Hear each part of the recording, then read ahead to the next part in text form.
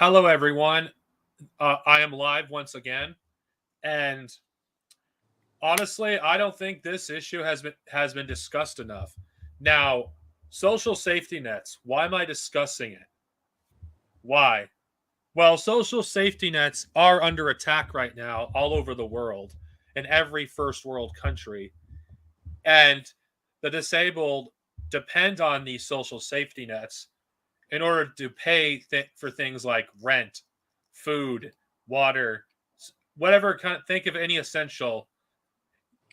The disabled depend on this. Now, this isn't going to be a stream me advocating we should increase the safety net, because I strongly believe safety nets are not what they say they are. Because if it truly was a safety net, why is it that all these people that depend on social safety nets, why are they all extremely poor? Why is it almost impossible to get out of poverty if you depend on these social safety nets? Like, even applying for many people to get the bare minimum is very difficult for most people. And I'm speaking mostly from the American like perspective, because it's different from country to country. But in America, it is very difficult to actually even get like any sort of social safety nets at all. And if when you do get it, they do everything they can to keep to make sure like you stay in that social safety net, or whatever you want to call it. Let's just call it the prison net, or whatever you want to call it.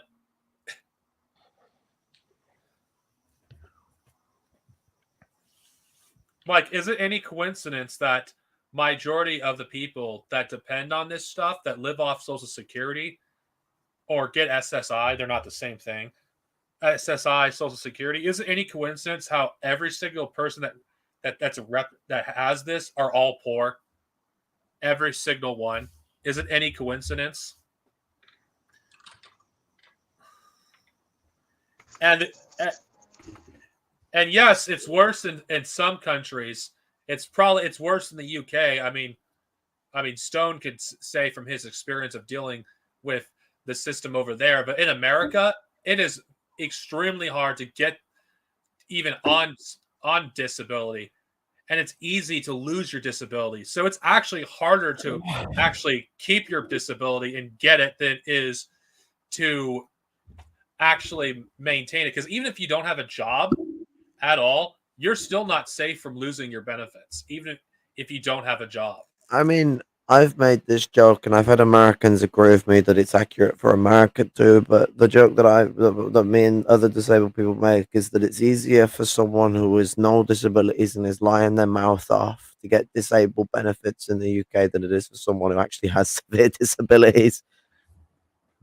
And I'm not even just talking about my issues. Like, there are people, like, if you look up some of the issues that have gone down because of the abandonment of people on disability and the way that they're thrown aside, there are people with, like, who are like 60 years old with lifelong disabilities. They can barely breathe without a machine, being thrown off their disability, losing their home. Like, people with really, really severe disabilities getting fucked over like this. Not just me with my fibromyalgia, like, people with fucking next level shit, and they're being cancelled their disability because it's so disability. The government pays the money, but the money is handed out by a company. The company's name is Capita. Like, think about that. The company's name that chooses whether disabled people are a profitable enterprise to invest in. Remember, it's a neoliberal foundation, um, or at least just a bourgeois in general organization, uh, uh, to see that to those disabled people being profitable as an investment. The company's called Capita. The rate of investment is measured by gross domestic product growth, GDP per capita. What they want out of the disabled people is people who they can invest in, people who's going to spend money on products in their area, people who sound like they're in the ballpark for good bits of money towards them. Like, it's all about the reinvestment, where that money's going to go. capitalism. It's all about making sure you rinse people dry as much as possible, even when you're handing them the money. And I mean, given the fact that it's the government that's handing the money, Capita is basically turning around and finding ways to make sure that what they're getting is a profit investment back their ways. They do not like people that show any signs of independence because of this. Because even if you suffer with severe disabilities, you're showing independence, you're likely going to avoid spending as much money as you can on helpful equipment. They do not get they do anything they can to avoid giving money to people who use any form of drugs. Like and if you look like someone who's like it, so is a problem as well. A lot of people who are disabled are on opiates. When you're on opiates, guess what type of drug addict you're gonna look like? Like the physicality and the way you behave, the way you operate, you're gonna look like a heroin addict because it's the same fucking shit. So they discriminate against people who are on opiates. And and you want to know some of the worst part too that I just learned? So I was recently listening to a podcast about something called the Franklin. Was it the Franklin Bank? No, no, it was something Franklin scandal something something. It's a very benign name, but it's actually really fucking horrific. It was basically about a group of high-profile Republican officials, not like party officials, but like high up, like donors and other such things, basically raping, going to Washington D.C. to rape a bunch of underage boys for years. This went on for, and it's much larger than even the Epstein scandal. It went on from like the 80s to the 90s. The It was, fucking petty bourgeoisie and the bourgeoisie. You know that meme with like the black guy and the white guy hold like grabbing hands because they're coming yeah, together on an idea. It's them on being fucking pedophiles, man. Like Jesus it's Christ. it's like the Spider-Man meme with them like both pointing to each other. It's Yeah, accusing and each other of being fucking pedo cultists. and basically Wikipedia says it's an unhinged conspiracy theory. So what does that tell you about Wikipedia? Well, Because Wikipedia is controlled by the CIA or whatever yes, country you're in's secret service. yeah, Well, well, but well, regarding sorry, the sorry. earlier point, sorry. I just wanted to get to my point because I brought it up. Yeah, sorry So about basically, no, that's okay. Basically, they give these kids drugs at an early age and get them shooting up all kinds of things. So when investigative journalists have to go back, like this one guy I was interviewing, they become drug addicts, criminals. They can't function in society, so they won't take their testimony seriously Yeah, if they're okay, even but you know still what the thing is alive. as well, though, that comes into what the bad thing. So, what you know what Caleb Marplin's been doing recently, where he's saying MK Ultra's been going around handing out drugs. He's actually equating what you're on about to MK Ultra when it's not that; it's somewhat different. With like they're two different things, distractly different. So, what you just went on about definitively is some of that happened mostly to colonized communities, African and Native, but it also happened to white communities too, where the in lumpen proletarian communities, especially the segregated ones, they pummeled drugs into these communities. It was a part of a joint police and government program. They come together on this to destroy any sense of alimony that the poor had on the streets, make them immortalized as criminals in the eyes of the public. It was so that any petty bourgeois, any labor aristocrat, they look at the proletariat, the lowest of them, and they especially look at the lumpen proletariat. When they look at the lumpen proletariat, they see criminal, drug addicts, vagabonds, and as is more racially charged in American language, but it's thrown around in America just like it's thrown around here. They see them all as crackheads. Well, this affects the disabled especially because these places, and I'm speaking because I live in California. It is impossible to find a place to live without a social safety net. Okay, but this is the thing as well. Like everything targets the disabled massively as well in this process because the a lot of places when you're looking for like housing protection and you're looking for monetary protection, if you're found out to be a drug addict, I think America's even worse than Britain for this. They cut a lot of your help to you, unless obviously you're in one of those weed safe states. So like, and that's only for weed. That doesn't cover you for all the other drugs.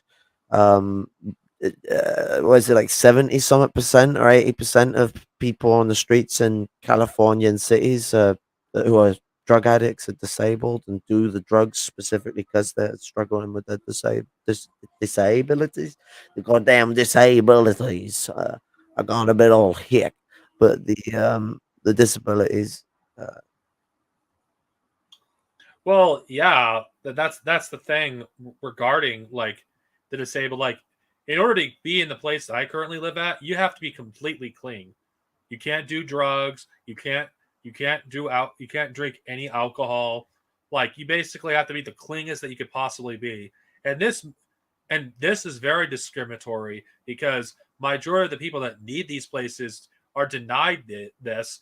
And let's just say that they're not, like, in general, this also leaves the disabled at the mercy of the government, of this fascist fucking state.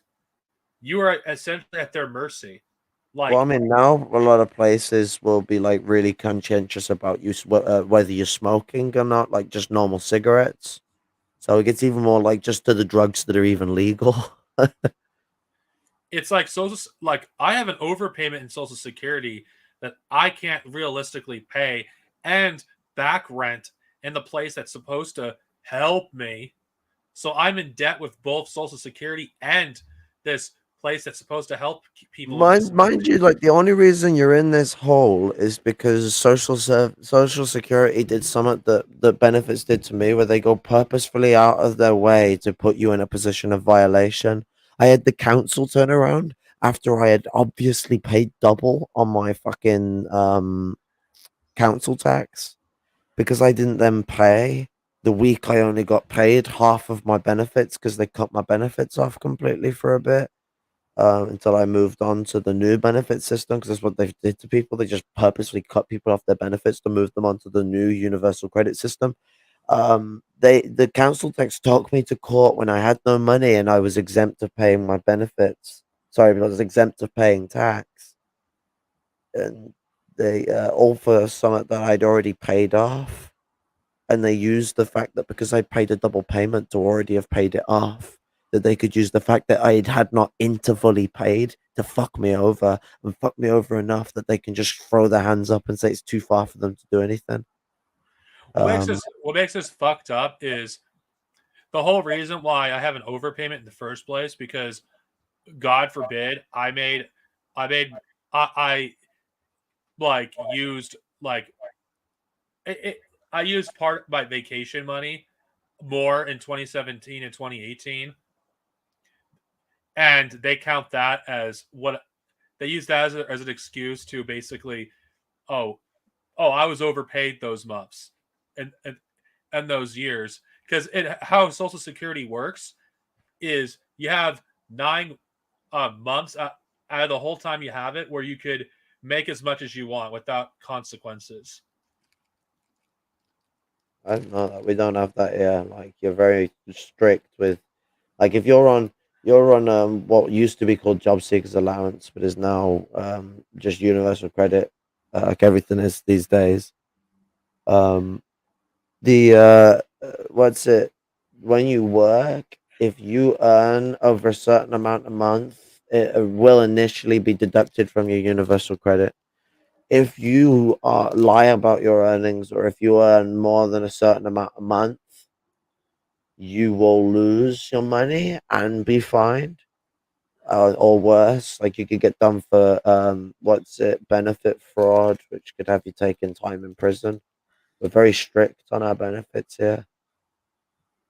Well, what makes this really fucked up is, in general, is I learned this today. Like, I can't make more money in my gross income, not what I take home, gross income, or otherwise I can lose my benefits. So, in order for me to be able to keep my benefits and guaranteed not go over what I currently what I'm going to get starting June, I essentially have to work 4 less hours each month in order to guarantee to keep my benefits. And it gets even worse. If I get a pay raise in July, I will have to take, I will have to like take an additional 2 hours difference. So in general, I can't work more than 6 hours a shift if I want to keep my benefits. And I only work 2 fucking days a week. 2. Yeah, and people must understand that, like, the reason why disabled people always try and get themselves into work is because it destroys your mind to not have a job, like, and not be functioning in a workspace. This is weird. Um, you know, uh, yeah, the And isolation, the four wallism, you get destroyed. You're not socializing, and not only are you not socializing, you're not creating anything, and you know. We are a very creative species. We like to build and we like to construct and we like to push forward.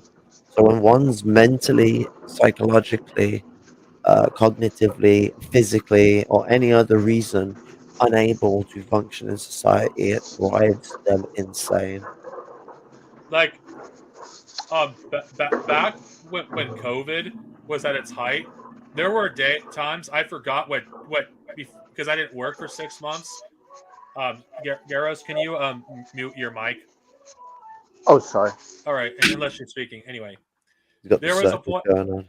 There was a point in COVID where I didn't even know what day it was because for the first time I did not work for extended period of time. I had no idea what day it was. And when I was supposed to do chores, I forgot I was supposed to that what day it was. And as I know as weird as this is, working has helps me keep track of the time. It helps me keep track of what day it is. I'll give you an anecdote from my own life.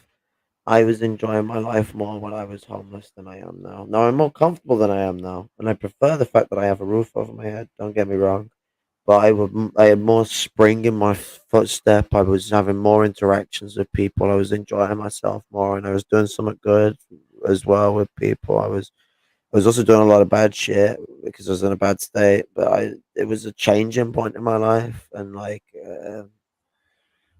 Everything now is a bit more isolated and dull. And, like you say, sometimes it can be hard to know what day of the fucking week it is. Thank goodness we have all these fucking devices that will tell you once you look at them. But fucking sometimes you just it devalues your capacity to function even more when you're dysfunctional. Like dysfunctional disabilities cause problems that stack the issues even higher. Like fucking fibromyalgia is a bastard to try and tackle because you don't just have the physical functional issues, you have the cognitive and psychomental fucking problems into it as well, where you're so is the psychological issues, your emotions are really hypersensitive and all over the place a bit when it comes to like because of the fight or flight response system being stuck engaged. Mentally, you are stuck in a manic depressive state due to the trauma that causes such a PTSD style condition to rise up. It is like PTSD on fucking steads. And then the cognitive issues are centered around actually being able to process and think and look at what's going on in situations. Like I'm really bad with written and information and going for shit like that. And I struggle with conversation at times, especially when it's written, because my brain is fogged up to the point where I just look at what I'm looking at and I break things down as I go about it. Give me the components, I'll break it down. But other than that, I'm a bit fucking useless. If I have to be honest, the current place I live at, I have less freedom than I did when I lived in a shithole of a fucking house that I lived in like from 2011 to 2018. I have less freedom than I ever did before. Like, I can't. What makes this system was so screwed up? I haven't even gotten into detail. Luckily, the person I live with doesn't give a shit how as long as I tell them where I'm at. But I can't be out of the house more than 12 hours because if I leave the house more than 12 hours in non-work days, I'm considered too independent, and and I could lose the place I currently live at. It's fucking ridiculous. This conversation reminding me. This is reminding me of this one geezer I work with. A former vet with PTSD. And they've cut his hour. He has to have a certain number of hours. That he can only work a week, like 20 something or something like that. And if they go over it or below it or whatever, then it causes some serious problems. And recently, they cut his hours down to only 4 hours a week he worked, which is fucking insane.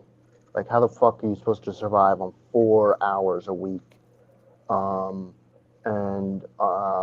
Thankfully, he's managed to get another 8 hours added this week because of reasons. But because my company apparently overspent by like $10 million or something like that, they're having to cut hours because the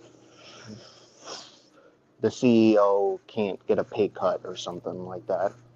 So, fuck everybody else. It's mostly part-time people getting really fucked. But then again, it shifts the work over to the full-time employees as well. Unfortunately, I've decided to specifically not make money with my channel, so I can't offer you a job. But we got non-paying work. Well, I don't accept money for this anyway, so I wouldn't fucking pay you anyway, you bastard. You think you're fucking getting a penny out of me? I might be of all these different fucking Anglo and Celtic heritages, but my closest regional heritage is also Brum. There is Birmingham in me, and with the power of fucking Birmingham, I will save every penny I can. We are the penny pinchers, bastard. Well, I have to be honest here, and I've said this with my brother, and he multiple times because I live with my brother. What I feel like I'm in a cage. That's that's in fact social safety nets is more of a cage than anything else Oh, but because you know what you though? can't. What you just brought up from thing about North Korea, that's really important because comparatively, the prisons that they lock you in here is terrible. But in North Korea, not only does everybody get a job, but the disabled. Have you seen the way the disabled are treated in North Korea? They're treated like fucking angels. Their most famous poet of them of the last fucking 20, 30 years is this fucking guy with cerebral palsy. Like, you know, comparative to our societies, they're really rocking the fucking globe when it comes to treating the disabled with respect. And every time you talk to these people from Social Security, I'm speaking from America, you could tell they fucking hate the people they're talking to. That they look at down on us. Here with the Dole office, the Dole office are a bunch of fascist fucking pricks. And I will just say this: that the people in Social Security, majority of them are fucking fascists. Like, You've got to remember that the people who run these benefit offices are some of the most class conscious of the petty bourgeoisie. They engage with the lumpen on a next to daily basis. it's like these. It's like these people. It's like, their solutions in order to keep your benefits is for you to give up, like what little you already have. It's like one of this woman's suggestion is I reduce my hours by half.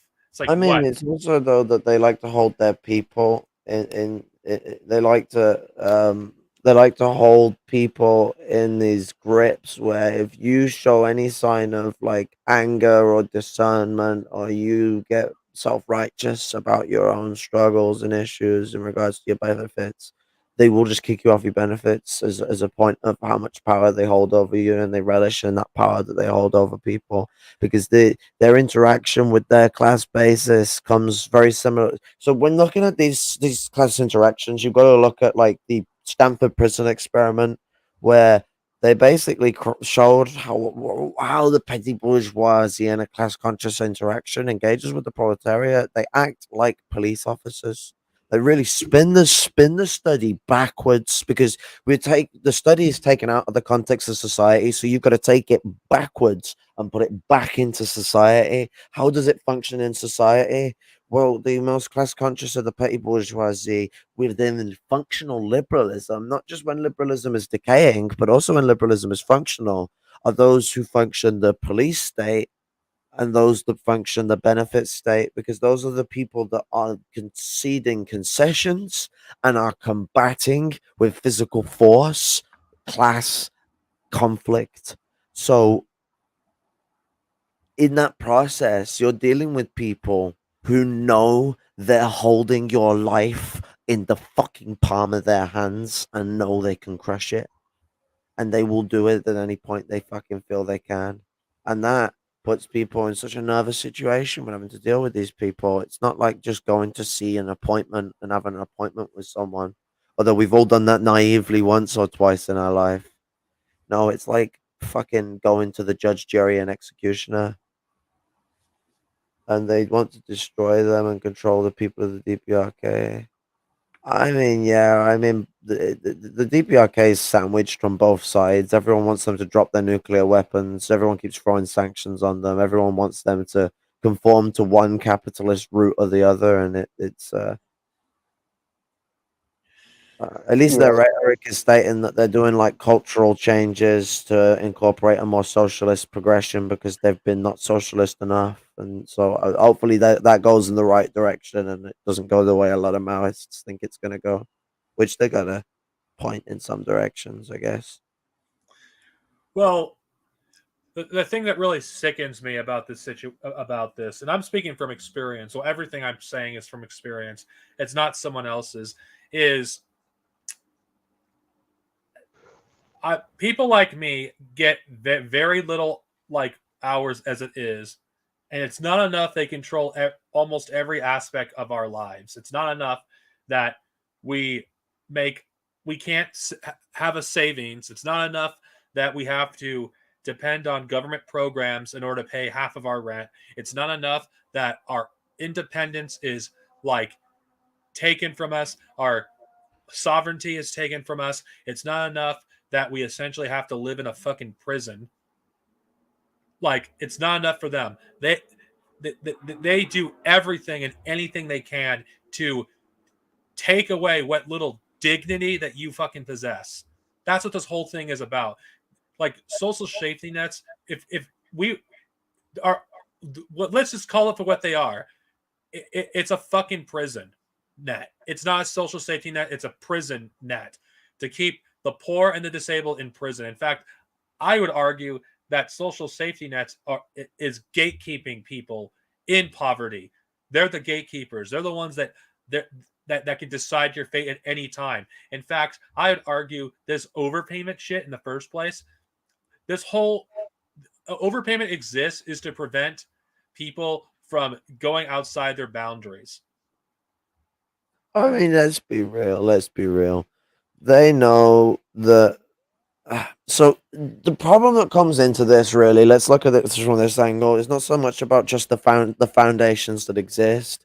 We have a problem with legalism amongst communists, where they seem to think bourgeois laws are somehow like, in some way, like principled or holy. And one of the things that you see is there's a lot of snobbery towards people who are grifty. Like, a lot of people in the lower class, they do grift it. I got no problem with it. Like, I mean, like I say, we joke amongst each other and the disabled, but people like me and others struggle to get our disability benefits or go on in it, honestly, and the liars might go and get it. But I won't stop the liars from going and doing it. At the end of the day, a lot of these people are still poor regardless. And if poor people are going to grift their money out, let them do what they're going to do. Like, there's a problem with the aristocracy, people who call themselves communists, where they have a problem with people who are abusing the system. I don't like the system. Why would I have a problem with people with just doing what they want to do? They're gonna fuck the system. Let them fuck with the system and get what they want out of it. Like they're poor people. They can But get to be what honest, fucking they want. I have no problem with the poor and the disabled fucking taking advantage of the system. I have no fucking problem with it.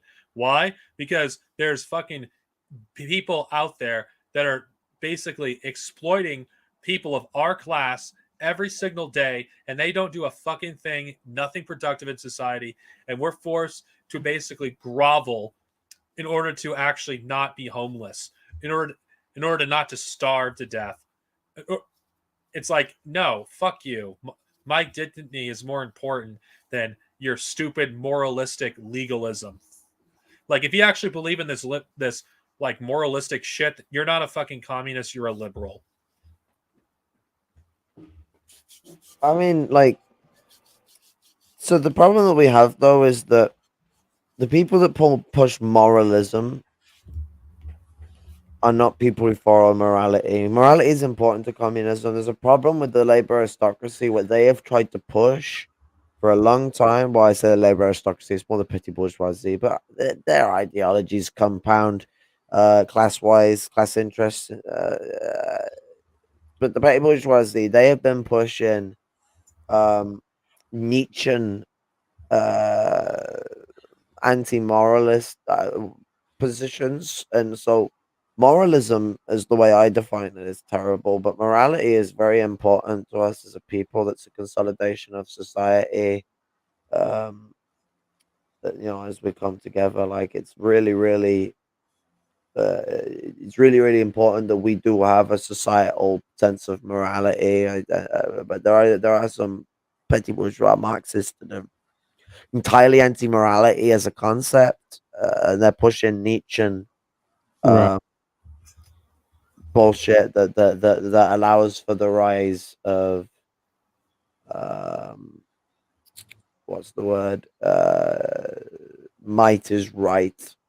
Uh, Right. Ideological ground. Yeah, Yeah, there's a problem basically with the. with Oh, the sorry. Nietzschean.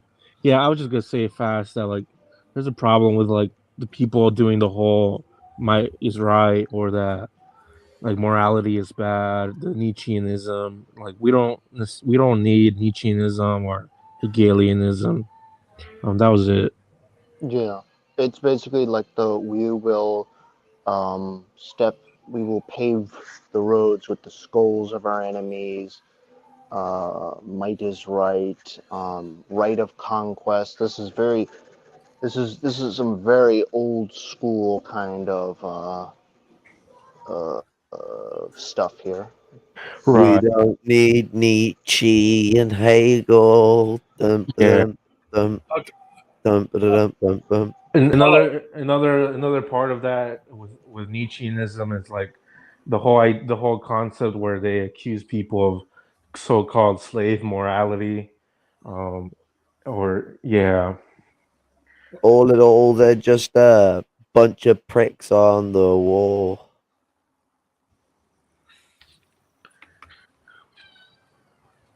well, the thing that's really disgusting, though, regarding like what Louis is saying, yeah, you're right. I'm saying this as for someone with personal experience in this, my family.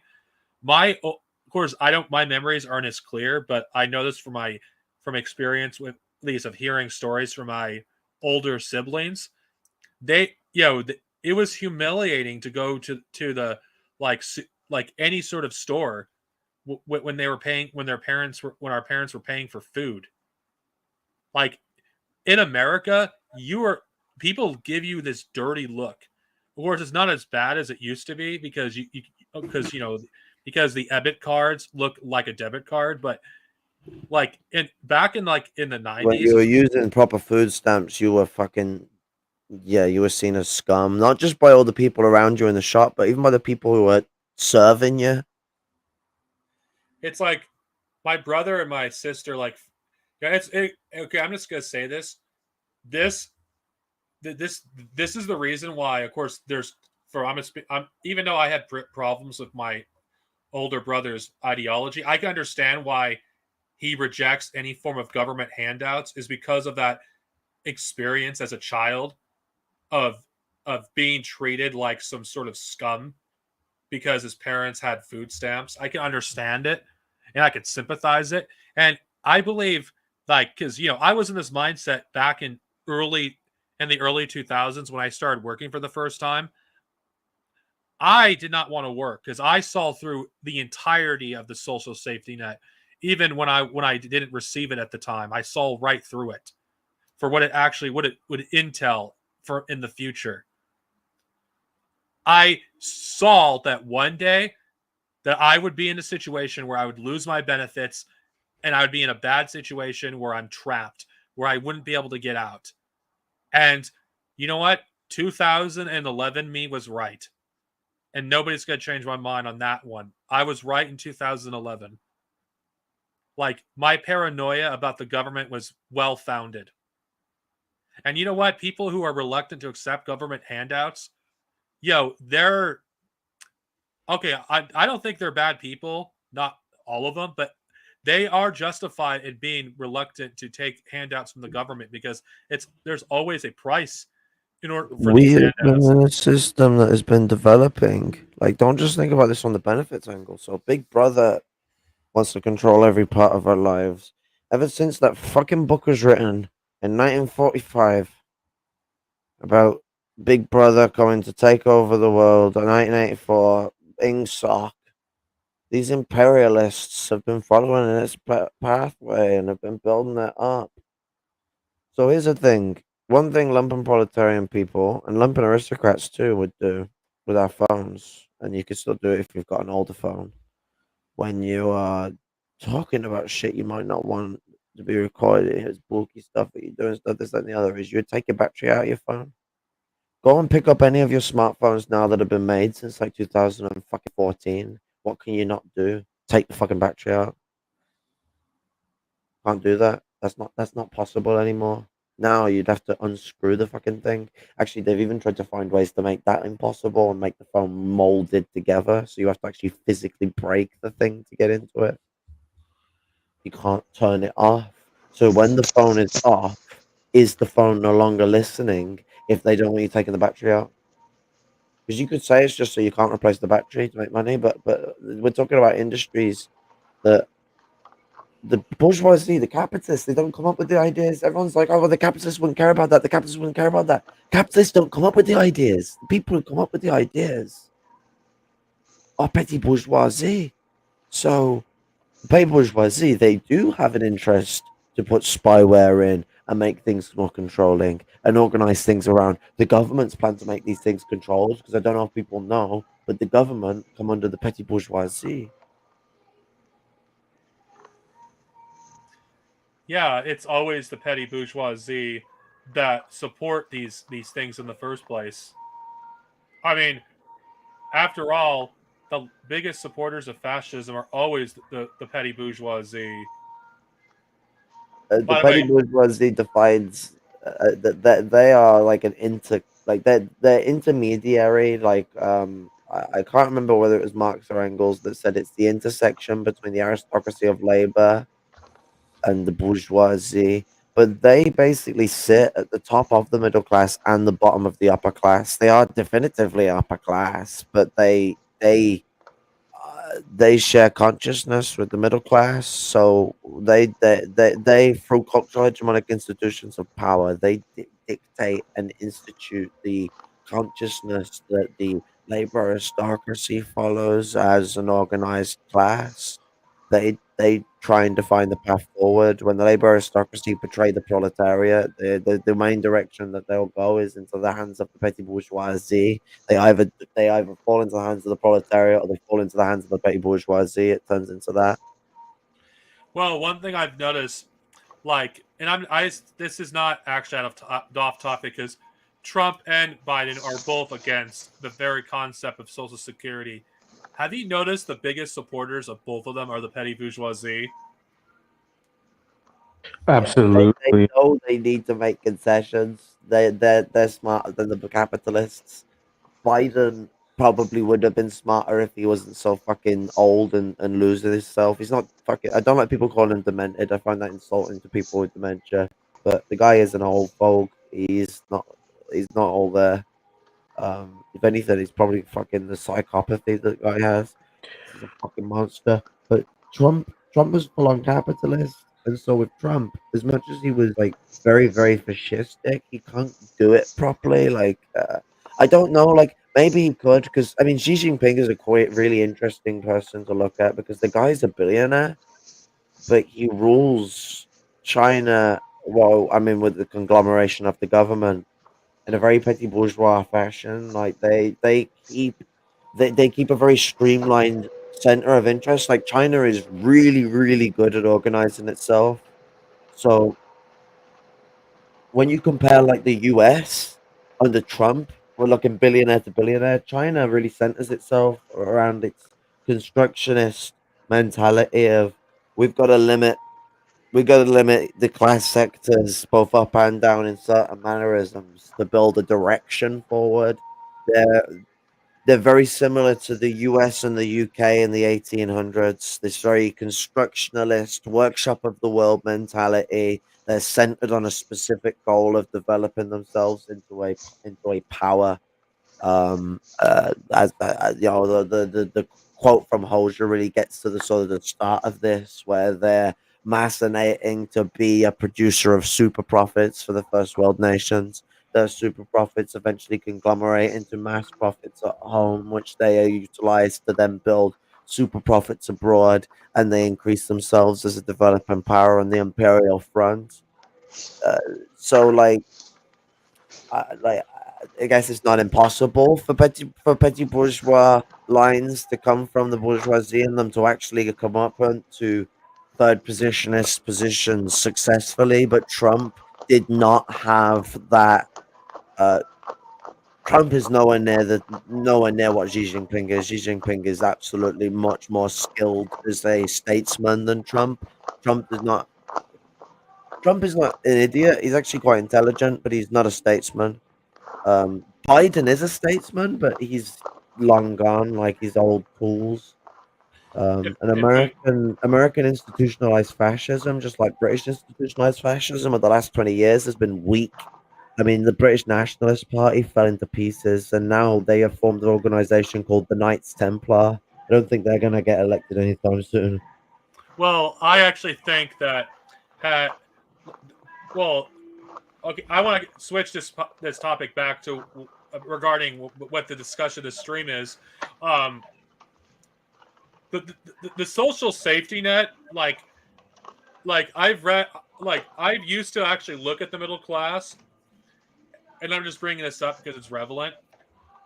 Like they are the loudest in opposition to any increase in benefits for the disabled or the poor. And the reason I bring this up is it explains why they have the mindset that they have when you go to the Social Security office, like in America. Like they look at the disabled with such disdain. It's you never have a working class person in these positions. It's always the people from the petty bourgeoisie, and it's obvious they're petty bourgeois because they actually because they have no conception of have almost nothing Well, because I mean, the petty bourgeoisie don't have that experience, and even if they did, it doesn't matter because like they've been bourgeoisified for so long that they've lost connection to to the lower sections of the working class and the lumpen in general. They don't care. They, as far as they're concerned, they see us as a group of people that either need to be killed or to be tightly controlled. I will say this though, my ramble is not too disconnected entirely. So here's the thing I will say: in for all my criticisms of work abuse and other problems in China, they do have better social safety nets for a lot of different issues that Americans do not. They lack a lot in other areas as well. It's a mix and match, but uh, the system over in China is a little more concerned about the health of their people than America is. That's something I will absolutely give them all the credit that they deserve. in that regard. I mean, the coronavirus problem absolutely showed that. I mean, as much as it's problematic that it got out of the country, and we can cite that to both the imperialist nations abroad and the nation itself are being more concerned about exporting goods than it was about locking down everything. That's a different question. When it came to actually solving the problem of pandemic and trying to help their people, they showed the West up 10 fucking fold. I'll give them all the credit in the world on that. And this is the issue. Social safety nets in capitalism, though, are a catch, and this is the same for in the East as it is in the West. So, like I said, it's more towards the middle sectors of society. These things become a little more functional. But so, think about it this way: benefits is somewhat where you are disregarded within society and seen as scum. I mean, there was a show that I think they still run today on the TV called Benefits Britain, and it's a show where they go around people's houses or on benefits, and they specifically find people who are suffering really bad and struggling really bad in life or doing horrible shit or something like that, and they just go out their way to make people who are on benefits look like fucking scum. That's the whole target of the show. So benefits itself as that tarnish. You have the other problem as well. So that's the other issue. What happens when you end up all in debt? Because you're always going to end up in debt. That's always going to happen eventually. We live in a system of debt, and with the labor aristocracy, they're getting set deals, and they either end up fine or they end up where we are, and that makes the point mute. They're now at our level. So then when they're now at our level, they're now in our contradictions. That's a different discussion. So talking about them when they've not fallen into the lumpen proletariat or lumpen aristocracy, we look at the labor aristocracy. Uh, they get in set deals that are set around comfortable rates that come out of their pay, and they still have money to themselves. But we have no money, and we can't pay our debts, and we can't go about. We either have absolutely everything taken from our homes by bailiffs, and normally discriminated that most of our things aren't worth shit, so they have to take everything. Um, and then we have to. So, and then the other thing we have to do is file for bankruptcy. So everything is based on credit scores these days. The way you can score deals and on contracts for bills and stuff like that, they'll score down credit. If you file for bankruptcy, your credit score gets so fucked that it's really hard for you to get engaged with stuff, and it's really hard for you to even use your bank card to pay for stuff because your credit score will be so naff that your bank will just turn around and tell you to fuck off when you try and use it. One thing I wanted to add in related to this is during Bill Clinton's presidency, he reduced a lot of benefits for people. I know definitely within whether it was EBT or that area, and he was in talks with Newt Gingrich at the time, the Republican speaker. They were actually in talks to full privatization for Social Security, and they're getting pretty close until the Lewinsky scandal broke out. And that was the only reason why Bill didn't get to privatize it. So yeah, the great third way of Bill Clinton, the neoliberal hero that liberals still worship. They'll privatize it eventually. It's only a matter of time. Do you know what's another name that some of the third way Democrats openly call themselves? The corporate Democrats. That's the name that some of them openly call themselves. Yep. Corporatism is the core ideology. They attempted to differ from neoliberalism, but as Gadden said, who was the guy who come up with the third way basically got took over by a bunch of neoliberals that were claiming to be third way as his position on it. Like, he's pretty pissed. I think it might be a bit more nuanced than that. I think what's really happened, and Caleb Maupin has slightly gotten into this blindly. He's not gone into full detail. Well, I wouldn't say blindly. He knows what he's looking at, but he's not gone into full description. We've seen a conflict between two factions in the bourgeoisie, and what there's been is the faction of the third way and the faction of neoliberalism. Now, Caleb Maupin has defined one of them. He defines the faction of neoliberalism. Which faction do you think Caleb Maupin is siding with when he's saying that there's one that sides with him and he does not want to side with the one that's neoliberal and the other one is the third way? I must remind people the third way is equal to third positionism. It's not all of it. It's one of the ideological groups that it's in. Third positionism. Third positionism isn't an ideology itself. It's a branch. It's a collection of different ideologies. It's the way I would say is that neo-feudalism is the founding ground basis of third positionism.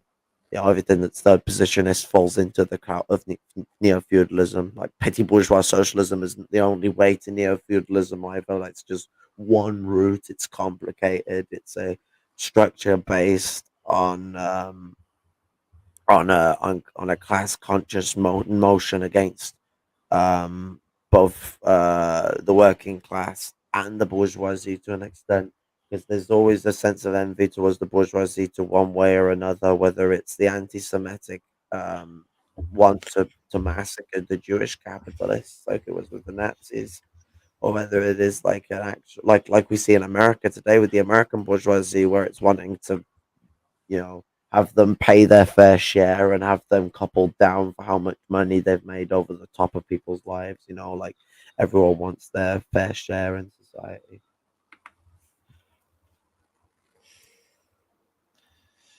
Yeah, that's very true.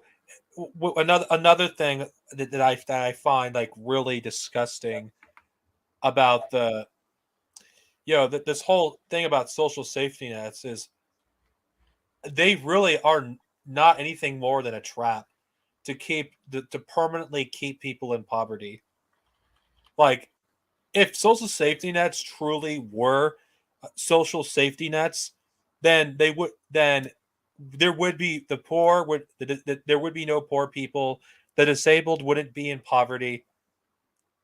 In fact, you want to know what a social safety net truly is? Socialism. Yeah, I agree. I With would also argue that these so-called like social safety nets, there should be no drug testing requirement or whatever. And if they want to offer like clinic help or whatever, I mean that should be. I mean, they should offer it, and then they should still be allowed to collect. I don't think social safety nets should exist in general Right, because they're a trap. They don't exist to actually help the disabled. They exist to enslave them. right. No, I agree there. I agree there. But in the context of like our current paradigm, I was just saying that there should be, for the most part, I mean, they should do what they offer. But obviously, I'm aware it's a trap. Well, I actually believe that you should be able to get the maximum amount that they're allowed to pay you, regardless if you work or not.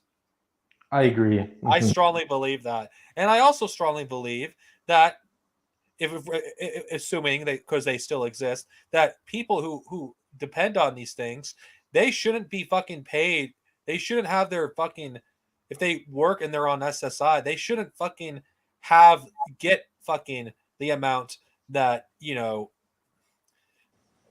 under $1,000. I think if they're working, I think they should be able to get the same amount no matter what. And I feel like if you ask me, Social Security, if you're working, you should actually get it. You should get enough to pay your rent. At the end of the day, they make you pay tax anyway, so why can't you get the more, like, if everyone else is allowed to earn more money no matter what they're paid, if they're not tied to Social Security, why should, if you're tied to it because you suffer with disabilities, why wouldn't you be allowed to be like, oh, well, I've took in a bit more? Like, you know, you fucking struggling to exist, to persist in society. Or why couldn't they automatically just reduce the money based on the little more that you've got, regardless? Like, then it's not even a problem rather than letting it happen, not giving a shit, not giving a shit. And then, like fucking nearly 8 months later, oh, well, we're going to have to confiscate money off you now because you fucked up like nearly a year ago. And it's like, oh, Right. what? Like it was so long ago. Like it took like months to figure out what time period they were even on about when they fucking fucked you. That's how bad it was. Like we've been dealing with this for months now. And But while you've been dealing with it, I've been engaging with you on it. But like, you know what I'm saying? Like, and for months, like it was like, what were they even on about when it came out of nowhere? Because it was like, what was it, December or was it October? They started fucking you in the ass. it was September when they told me September, that they were was it. cutting me Because it was off. around my birthday. That was the one. Yeah, and I got screwed. I mean, when I was a kid in high school and middle school, they screwed me over. They wouldn't let me be in regional center out here, um, and it didn't matter like what type of disabilities I had. I lost the appeal. Well, obviously my parents have to deal with that part, but yeah, like they do everything they can to reject kids from getting help from these so-called programs. So it really shows you. It doesn't even start when you're an adult. It starts when you're a child. Oh, My well, do you know what is, do you know what is the real stuff? Say social safety net of capitalism is what they do for what's it, the paid bourgeoisie and the labor aristocracy with the limited job market in the intelligentsia. So they go and make jobs require, like, I mean, normally it's just GCSEs, which isn't too bad, or high school degrees, which isn't the worst of everything. I mean, that does fuck a lot of people over, but it's not the worst. What we're getting now though is like fucking service sector jobs that want you to have uni degrees to go and fucking work there, or college degrees if you're American. And it's like, what? Like, why would you need like A levels or college or uni to go serve dishes at a restaurant? What the fuck is that? Or go work at a fucking superstore or some shit? And it's like, what the fuck? That I don't make sense. a high school diploma you might as well wipe your ass with it like a piece of toilet paper because that's not even enough these days. M Right. is for money and the fuck all it cures. Sorry, I got my revamped lyrics of Hook in Mouth by Megadeth stuck in my head. Like, you know what's really fucked up about this whole thing? Like, you hear so often how people like call the fucking disabled like a bunch of parasites, people who live on social safety nets. Yet they don't advocate for any solution to keep these people off this stuff. They offer nothing except to make our lives worse. Yeah. And, I also blame like this, like the people who are to kind of blame for this anti-disability culture, like, and just discrimination, basically. People like Ayn Rand, like that's probably the first I could think of as well. I mean, she's the Oh, you type did it who, the American way. Goddamn Ayn Rand. yeah, yeah. I mean, she's the one out there who's like calling people mouth breathers and all this other crap, and this is like the Well, we're the libertarian. fish people, the lumpen proletariat. We are the fish people from what's his name? Cthulhu Man's books. Uh, fuck. I know his name, but I'm having a brain fuck moment. He's the Call of the Cthulhu guy. Lovecraft. With the Lovecraft fish people. H.P. Lovecraft. Yeah, yeah, yeah. HP Sauce. Hey, all the British people will find that funny. No one else will know what I'm on about. Well, well, the thing That is doesn't really like the British people, but you know like what I even mean. even under capitalism, there's ways they could solve like all these problems with the people with the disabled, but they choose not to. Like Right. capitalism Licecraft. is incapable of actually giving the disabled a fulfilling life because a social safety net is just something that exists almost exclusively to keep the disabled like trapped. They can't go around doing what the Nazis did and just put us in concentration camps. No, there's other ways they'll actually kill us. Right. True. Like like they'll prevent us from like they even go out of their way to make it so you can't have children if you wanted to. You can't start a family, you can't get married. It's like what kind of life is that? Right. Yep. And it seems like it's also hard to move from state to state if you're on disabilities, or any other type of program. And yeah, it's it's ridiculous. And Orange County is like it's a fucking shithole. And I'm just saying this. It is so goddamn expensive to live here. It, yeah, it it's eh, like even a one bedroom apartment is out of the price range of fucking of most people. The disabled especially. Like Oh, the they're all gov- renters these days, man. Renters that fucking live and die renters. Like any family member I've had that I know that is disabled, like funerals happen, and then it's like, okay, you have 2 weeks to clear out the house, and then the council is selling it off to someone else, well, renting it off to someone else, and you're moving out. Like that's But always the feel when you're dealing with a disabled family member. Like so, like think about it this way: it's not just the fact that that's just the norm because of the way we have to live. You don't get a chance to properly mourn with things and deal with things. It's very much this quick action of, okay, now time to scoop everything out of the building and be fucking done as quick as possible. And you get nagged at the longer you take. The council don't like you to take the piss. They want you out. If you're not out, they will force you out and they'll throw your shit away. They don't give a shit. So you're put on this like rail car fucking speed train out the fucking house when you're dealing with this disabled person. But then when you're dealing with like a middle class relative that dies, you have all this time to mourn with the house. They own the fucking thing. You could fucking move into it if you wanted to. Like that's that big thing with a lot of middle class families is moving into the dead fucking relative's house. Or doing what an ex friend from high school that I know did, where they moved into their fucking what's it? I think that the nan had already died in the family, but they moved into the granddad's house while he's on his way out. Like they already moved in before the guy's already fucking died and sold their own house. Like, what makes it really disgusting about capitalism is you're not even allowed to mourn your dead because like if you can't even take time off work in order to mourn your dead. Especially if you're disabled because if you work and you're disabled, missing one day could be the difference between like homelessness. Like you can lose missing one fucking day you could become homeless. Especially it's even worse if you're in debt. Like the program that I'm in, if I don't actually pay off my debt, they'll kick me out of it.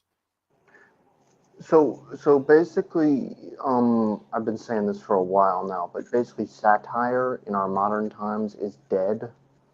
Um, and I can sum it up this way: it's like there was a Futurama episode where Bender and Fry are in like a homeless area, slum basically, and he goes like, "Oh, you live in that?" And it's a cardboard box, and then Bender replies to Fry, he says, "Yeah, but the rent's out is outrageous," and it's like, shit's got to be pretty bad when you can't even tell what is and isn't satire anymore, because it's like capitalism is just completely distorted our reality to the point where you don't even know what's up and down, what's left and right, what's blue and orange, because everything's so fucked and mangled. Like You're just working all the time. You don't even know, like, if you're even human anymore at this point. look at RoboCop as a good example of this. Yeah, or when cop aliens. becomes computer. Yeah, we used to have really good satire in films. Now everything is just dog shit. Like you can't even Well, I watch. mean, so like it was quite interesting though. Like that era of comedy that's seen as like quote proletarian end quote is what interestingly when the pay bourgeoisie and the labor aristocracy did comedy that appeased their interests. But if you look at all the big comedians of that time, they're all like mostly family middle class. I mean, look at like someone like Monty Python, for example. That's one of the big ones. And Like they did loads of like comedy that would be seen as like pro working class and centered around their issues. And I mean, they were all a bunch of social democrats. You know where that goes. But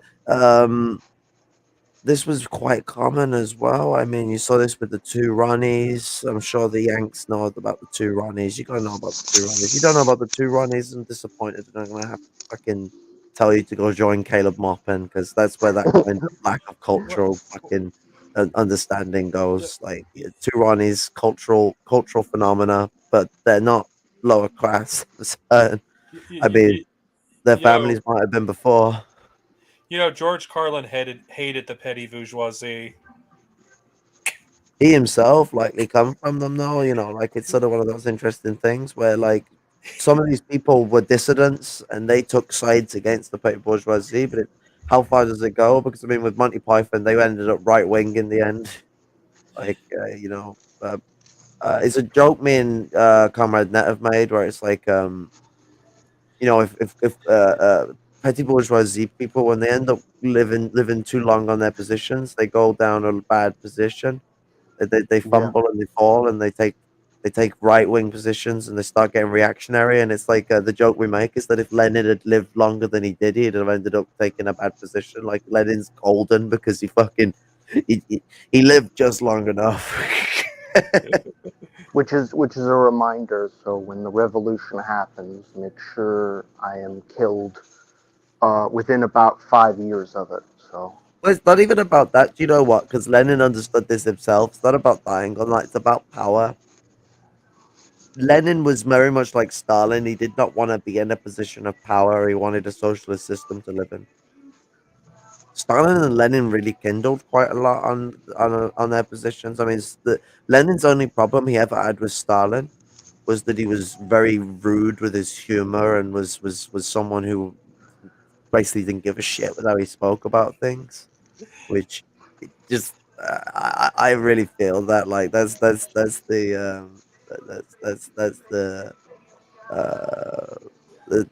fact that Stalin might have gone into academia, but motherfucker came from the peasantry and came from the Georgian peasantry, which was extensively oppressed. Even if you were becoming a church minister, you may have had some education and knowledge, but you wouldn't have power in society. Georgia was heavily dominated by the Tsarist regime and was not recognized. Yeah. Well, Stalin is an edgelord, absolutely. Maxwell knows it. I think that the main reason why there's so much stigmatization against the lumpen and the disabled especially is our media that has been popularized in the past, like, let's just use a recent example, 40 years. Like if you look at how the disabled are oh god, I'm sorry, Garros, I cannot concentrate with this noise. Sorry. All right. If you look at how the disabled are portrayed in media, it's in a way, majority of the time, it's done it in a way that's very ableistic. Like the disabled are not portrayed as human in majority of our media,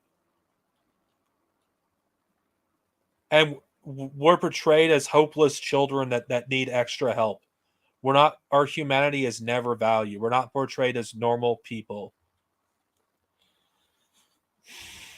in majority of the fiction that we consume.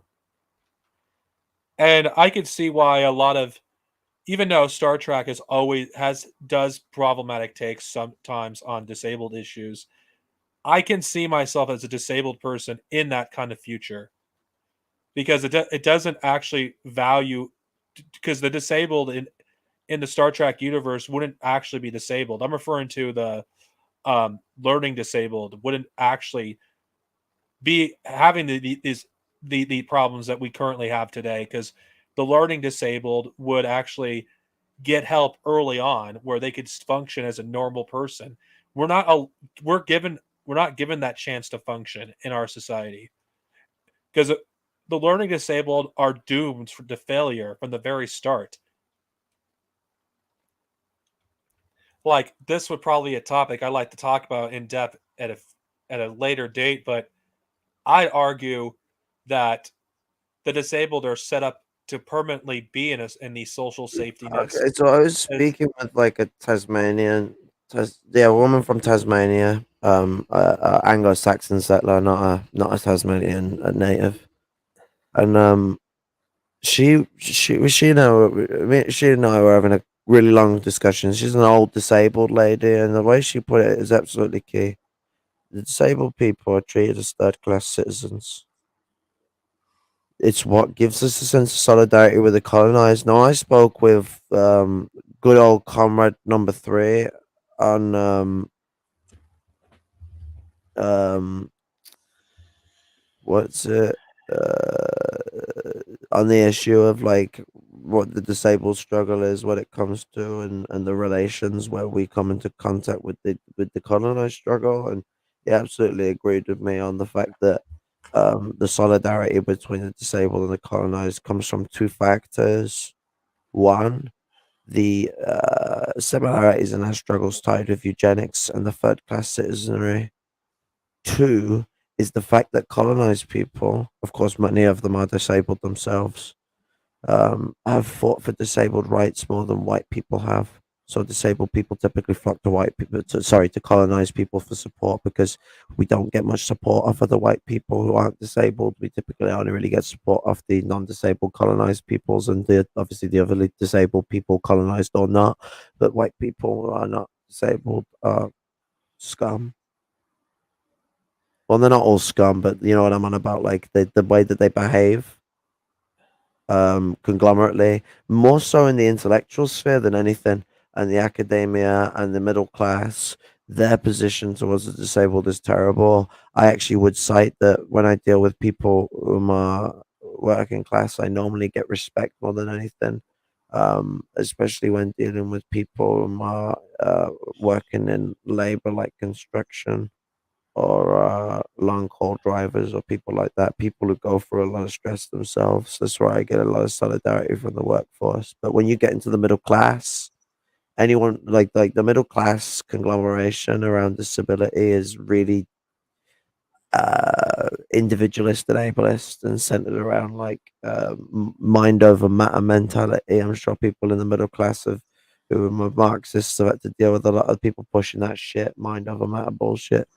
Um, I mean, that's where the bootstrap logic comes from.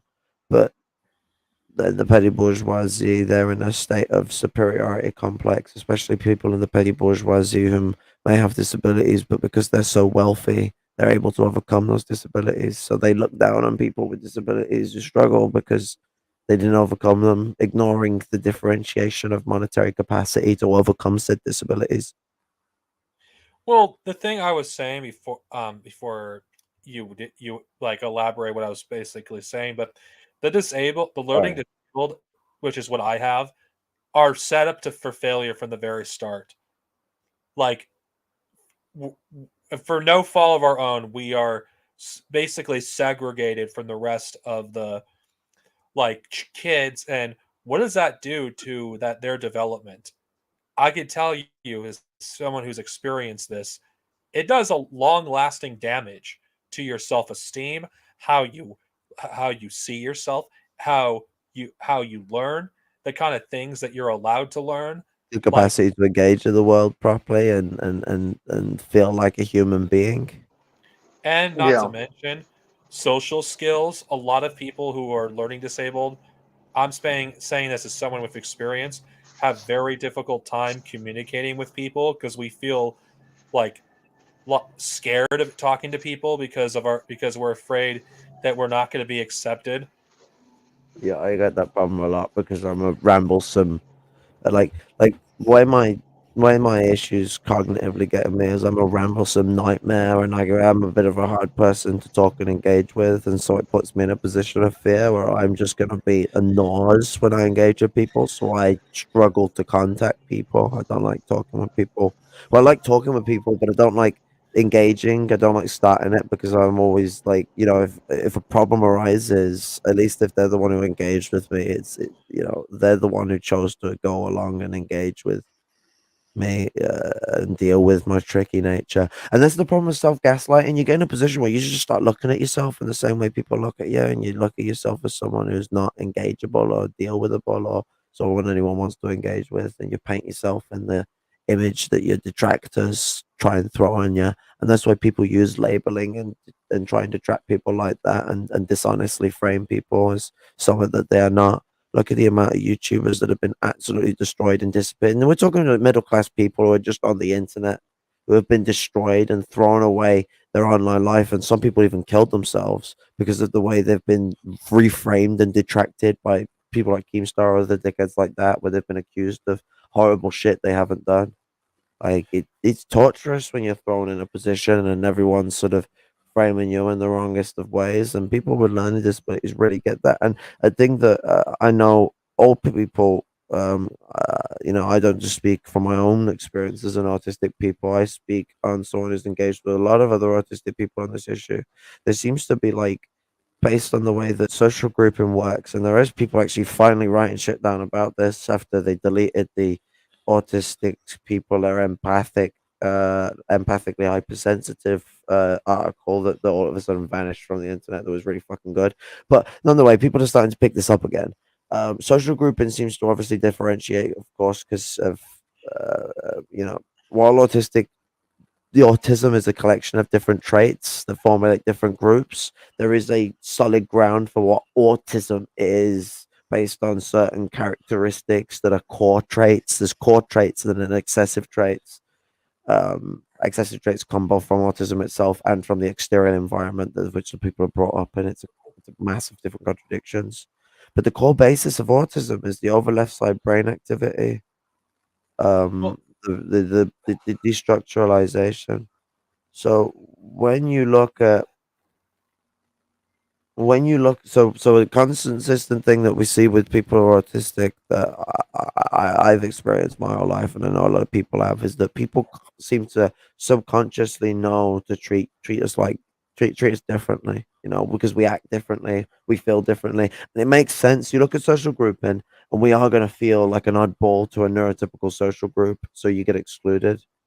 Of well, course, there is the contradiction then of people who mask, and you've got that fucking the people you know are autistic who somehow managed to get in the in group and all the other contradictions of that. But this contradiction that occurs for autistic people is something that makes us feel alien and feels us gated out of society. And then what comes into it, because this is something we've actually missed in the whole discussion, is that one of the hardest disabilities to actually get any support for is autism, because it's not a disability in the traditional sense of it just knocks you down. It's a disability in the sense of, okay, what trauma have you gone through in your life that's destabilized you? Because the hypersensitivity increases the amount of like it increases the intensity of how you experience situations. So trauma is more indicative on you.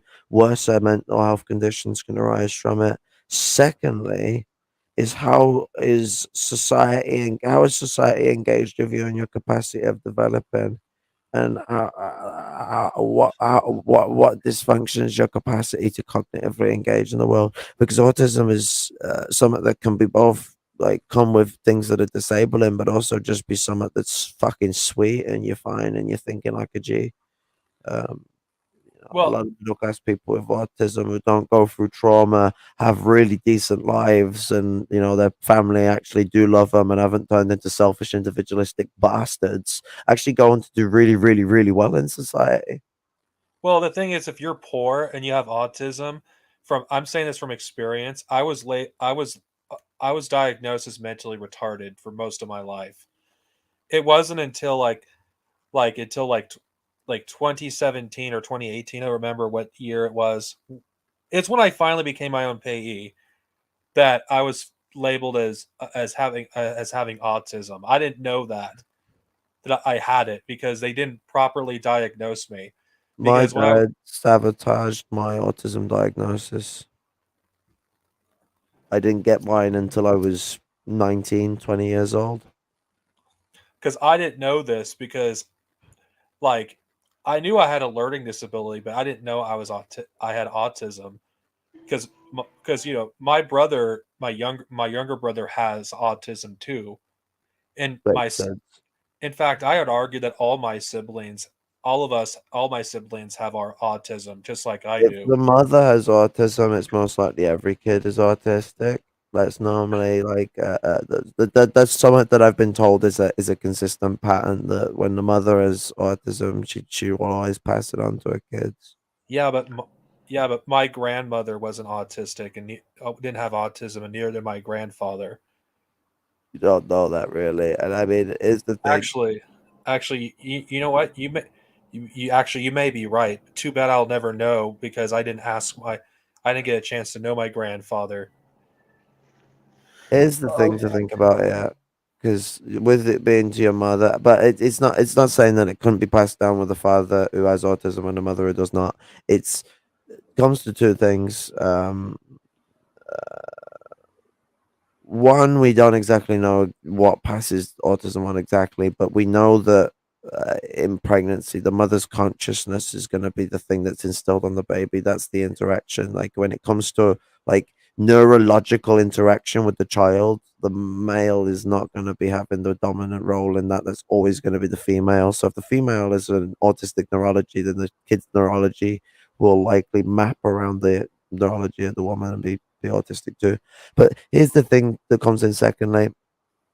If autistic people and neurotypical people are more likely to separately socially group, it is not all the time the case, but it is most likely that autistic people are going to end up in relationships with autistic people because of the way that they're going to more mentally click and get along more Well, off the beat and have that more like explosive relationship that starts people to love each other, you know? two of my girlfriends I've ever had were both had autism, so it makes sense. I unlike you both, I was diagnosed with the exact terminology was acute autism and Asperger's at a very young age. I can't exactly remember when. It was very young. I believe it was when I was in elementary school, and I just had some. I can't even remember, a freak out or something was about something. I can't even remember. But basically, that's when they diagnosed me. And after that point, um, um, it changed me a lot because then I realized I'm different from the other kids, basically. Um, I felt like one of the X-Men, basically, like some kind of mutant, pretty much. So I had to try to um, either maintain my. Teenage Mutant Ninja Asperger. Actually, what's interesting about this is a lot of people that are into Ninja Turtles but and Star Trek tend to be have Asperger's. Yep. Yeah, the Asperger's do indeed give the funky interest. But I mean, like, what's it? My diagnosis was sabotage when it was happening between. So it took all of took like all of primary school and like a half of high school for them to go for a full diagnosis program, and then the woman who was doing it like moved on or like left the job or some shit, and the woman who took over couldn't read the writing, so they're gonna have to start again. So my dad just didn't bother engaging with it. So then uh, I had to wait until I went homeless, and then I got a diagnosis done when I was homeless. Uh, Wow. Yeah, mine was pretty much. I mean, I guess you could say it was sabotage too. It happened. I was diagnosed with, I guess, ASD, which is like autism spectrum disorder. we like to call it ASC about autism spectrum condition. 'Cause it's not really. I see. Yeah, well, that's just what the doctor had told me eventually. But, yeah, But Autism UK are trying to like push a different change on things. Like I see. Yeah, well, either way, the medical industry hasn't accepted it, but we're trying. right? Yeah. Well, I got it when I was like, yeah, halfway in high school. Uh, and I mean, I don't know why it took that long, to be honest, because I met like a lot of doctors throughout my whole life. Did yours start off like mine, where you were getting done for anger issues? Because it started off with that rodeo for me. Like, I see. Yeah. I know that I think I said something bad about teachers to one of the shrinks. So maybe that's where like I guess they diagnosed me. But it's whatever. I mean, yeah. I mean, they didn't help me out, so Well, by the way, I wasn't aware I was labeled as mentally retarded until I was in my early 20s. Because I didn't know what my school records said. No, but you know what it was as well? Like they basically turned around and equated being autistic to that, and they undermined your learning when they didn't have to. And they do this to a lot of autistic people, especially in America, where Well, they put them in stupid classes when they should be in smart classes because they're quite educationally um compatible. They just need support integrating with it. well, That's basically verbatim what happened to me, okay. even They though did my IQ is slightly above average. But Okay, they did that because my parents didn't show up in any of the whatever you want to call those things, IPs, wherever you fucking call them. oh That's yeah, I was gonna say yeah, I forgot the name. I'm sorry, but I know what you mean. well. The thing is, it's like it was the very fact that when I was labeled as mentally retarded. When I found that out, I was like, what? I was actually angry and shocked that I was labeled as that. Considering I knew that I wasn't mentally retarded because I wouldn't be able to because read if I was mentally retarded. I wouldn't be able to I wouldn't be fucking asking questions about everything. I wouldn't be as argumentative if I was mentally retarded. Like I thought the idea of it was absurd. Like I was openly political even then. I was openly political back when I found that out. I was anti-Obama. Yeah, my openly yeah, political past is not the best thing. So I yeah, think Angaro's gonna agree with me on that one, eh?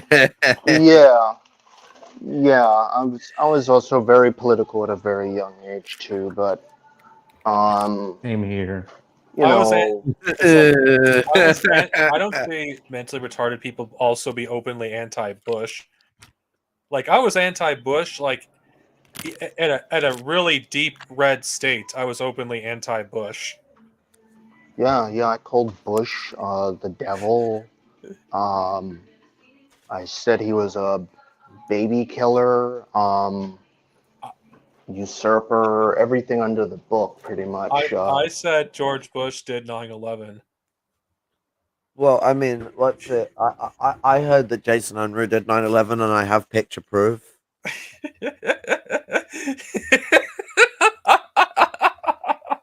That's But gonna piss off so many pad sucks. Okay, yeah, okay, Caleb gets mad at that. okay, I know this has gotten off a little bit, but I still think it's still relevant when you're talking about social safety nets because all this stuff is connected. Because even if you have a minor Right. disability, you could be stuck in poverty if you're poor. Like Yep. in my opinion, I'd like to say this. I think if you're middle class and you are disabled, I don't think you truly are disabled. Because if you could like mitigate the worst of your disabilities because you can afford to go to the best schools, get the best kind of like like I mean you can afford tutors, you can afford whatever you need in order to actually mitigate I mean, think majority about of this. the Bill disability Gates you have. has dyslexia. Bill Gates has dyslexia. Dyslexia is disabling for people. Bill Gates dyslexia. Do you think that bothers him? No, it's like that's why I'm saying I don't think I don't classify people that are in the bourgeoisie or middle class that have a disability as disabled. They're not. Because if they could still function in society, if they could still like be able to like function as as a normal human being, then they're not disabled. The I'm people just that like making the most extreme example because I know how people are going to try and gaslight the situation because we're dealing with people who are dishonest, and the problem with dishonest people is they always try and take everything out of context and try and abuse the situation, and they don't understand what's going on. Like what's being said here is that these people are not going through the same experience that the struggles of the lower class would go on. No, a very good Arab brother of mine puts it in this very nice context, and I don't think he come up with the term. I think he got it from I think it's from Lebanon itself, but um not to call the people disabled, but to call the people iron willed. I think like is a more respectful thing. Like that, it's not that we're disabled with the iron world is what they say there because they see disabled as an insult. I And agree. I understand that. That's pretty base shit. Like Well, here's another thing about Palestine, which think this is not off topic because it's relevant. Like you could argue that's a disabled issue too, because how many people in Palestine are disabled? plenty, they're constantly being hit by the Israeli police and the Israeli army and everything in between. And God only knows what they're drinking. God only knows what's in the air. God only knows what they're eating. I mean, when you're blowing up tower blocks, debris is in the air as well. Not alone with anything else. And let's even though I'm not even though this may sound opportunistic, I don't care. All this is also supported by China. Yep. Yeah. And also look at I mean, fuck me, just look at the people with like the 9/11 cancers and the US Right. government doesn't give a shit about them. They'll always tout about, like don't forget 9/11 except for all these people dying of cancer, but who gives a shit? And we're going to have like set up some stupid fund that doesn't even cover everybody. Right. Wait, One thing I wanted to point out. Maxwell, not just the physical toll, but you've also got the mental and emotional toll on the people. And think about it like this as well. The constructive genocide that's building up, but also the fact that they have been separated from the people who have been sent around about West Asia and even about the world of Europe and even all the way over to America being kicked away from Assyria. It was Assyria before the British called it Palestine. And they've been kicked away from it. What's the refugee number now? Like, isn't I can't remember. Isn't like 13 million people that need to come home to Palestine or something like that, or is it more than that? I can't remember.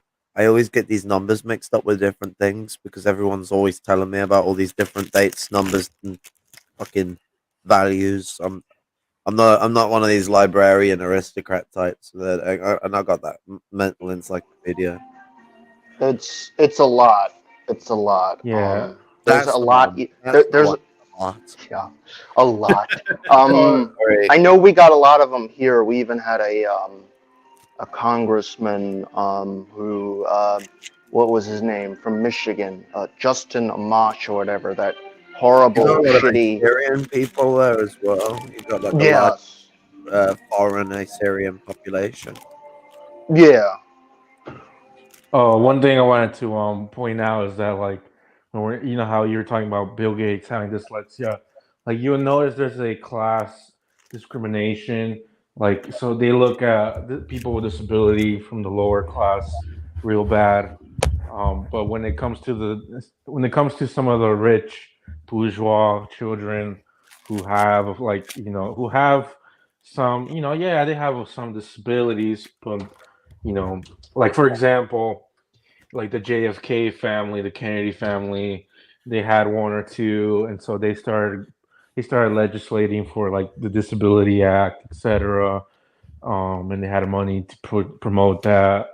Another extreme example, but that is kind of relevant in my opinion, is where obviously in Nazi Germany you have the eugenics program going on, but the one person on top who was opposing it secretly at least, and undermining it was Joseph Goebbels because he had a club foot and he actually had been exposed.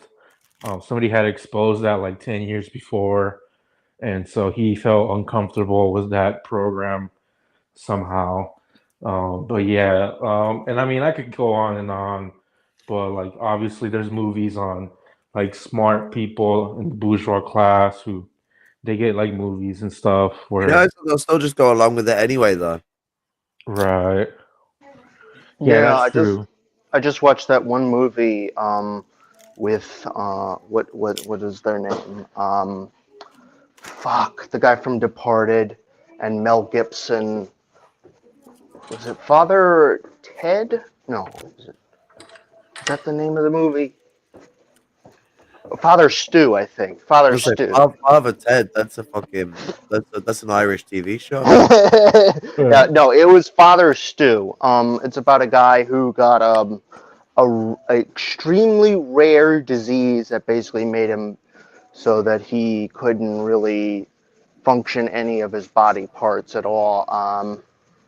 But still managed to become an ordained priest, and for about 5 years of his life that left. But yeah, they'll make movies about that because but they will not,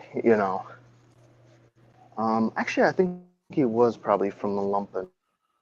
Um, I've actually, not scratch seen it. that. That's actually a bad analogy. Yeah, because he I've not did come seen from it. like what looked like trailer. Yeah, it's trailer. He's from like Well, Trailer Trash, yeah, that is Montana lumpen. trailer trash. Yeah, yeah. It's just one sector of the lumpen is hard to dictate because it's not always going to be lumpen proletariat. It could be lumpen aristocrat. It's like it'll mess, but Trailer Trash typically get lumpen proletariat. Um, I will say though, you mentioned Father Ted, so I have to go. I hear you're a racist now, Father. You know, I'll just say this: the only reason why we're so adamant about like Caleb Maupin's like anti-lumpen stance because it's very dangerous, especially for the disabled, because his rhetoric is really dangerous and genocidal. Considering the fact that the disabled are already like suffering as it is when it comes to legislation to actually make it even more difficult for them to actually to keep a roof over their head, or legislation that could potentially privatize Social Security Well, I mean, and like, Medicaid, and you have Caleb Maupin and Haas like muddying the waters about on disability issues. It's like not disability, whatever, the lumping, whatever. This is relevant because you have Marxists that claim to be communists that are actually railing against the most vulnerable people of society. It's like when you rail against the lumpen, who are most of the people in the lumpen? And that's one thing I'm really getting sick and tired of. And I'm getting angry at the very fact that people are not pushing back harder against this. Haas literally said that the lumpen are social scum. What is he? Who does he mean by social scum? We know exactly what he means. He means what he's basically advocating for is to kill the disabled, and the disabled are that social scum. That yeah, he it's calling us useless eaters. Like everyone goes, oh, but they never mention the disabled. Never mention the disabled. The majority of the lumpen proletariat suffer with disabilities. The majority of the lumpen proletariat struggle with some form of disability because not only do you have the mass amount of disabled people in the lumpen proletariat who are of the people of these nations, the white folk, you also have the people who are of colonized groups who are lumpen proletariat who suffer with disabilities. And the way a lot of lumpen proletariat fall in and out of legal and illegal work, some people might call semi-proletariat, but there's not really such thing because lumpen proletarians are proletarians, so it's an oxymoron. But these people were falling in and out of these different jobs. The stress that's applied to them and the struggle they go through causes disabilities to them as well. It messes with their head, it messes with their health, it messes with their capacity to keep on a functional level. One thing And that Haas also did is that in that same debate, he referred to the lumping as well as what did he say? It was he said that they were social scum and that they were gutter scum as well. Um, We do indeed like the so gutter. I mean, my location on Twitter is an alleyway in North Yorkshire. it's like how upfront do you have to be for people to realize these people are anti-disabled? If you're gonna call so if you're gonna call us like gutter scum, who are most of these people in who do that stuff? The disabled. so here's how I look at it. Caleb is playing good cop. Haas is playing bad cop. Haas is saying the stuff that Caleb is thinking, and that's why Caleb, will continue to promote this guy and vice versa. And I'm getting a call up front. You guys keep going. Yeah, I agree with Ginger's there. Cause is always playing bad cop, and he's always pushing you over to the window first, and then later on, Caleb joins in, and recently it's been much faster now. Um, and like this whole rhetoric against the lumpen, it is dangerous, and we can't have communists be viewed as like some kind of like eugenics fascist or whatever. It's absurd. We can't afford to lose the lumpen, honestly.